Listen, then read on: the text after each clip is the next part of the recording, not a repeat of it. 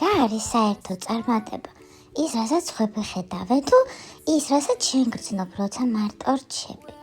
წარმატება მდგომარეობაა თუ მოქმედება? მგონია მდგომარეობა არ არის. თუ გაჩერდი, გაქრება.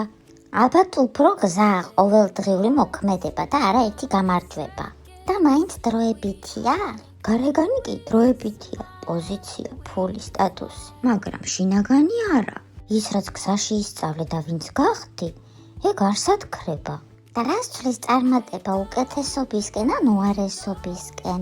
წარმატება თავდაჯერებულობას გმატებს, მოქვს შესაძლებლობები, არჩევანის თავისუფლება.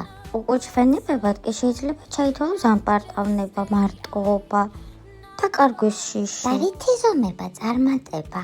ციფრებით, როცა გარედან უყურებ, სიმშვიდით, როცა შიგნიდან აფასებ. მაშინ მითხარით, როცა ვამბობთ, გარედან ციფრებით იზომება, რას ვგულისხმობთ? ფულს? სხვამ რა იცის, რამდენი შემოსავალი გაქვს? ფულსაც ნაწილობრივ, მაგრამ არა მარტო. გამომწერები, გაყიდვები, თანამდებობა, რეიტინგები, ეს სულ ციფრებია. ხომ, გარედან წარმატება აღიქმება სიმბოლოებით, შიგნიდან განცდით. და ყალბი წარმატებაც ხომ არსებობს? რა თქმა უნდა, როცა ყველასთვის ამტკიცებ, რომ ბედნიერი ხარ. აი, ნამდვილი კი მაშინ არის, როცა დამტკიცება აღარ გჭირდება.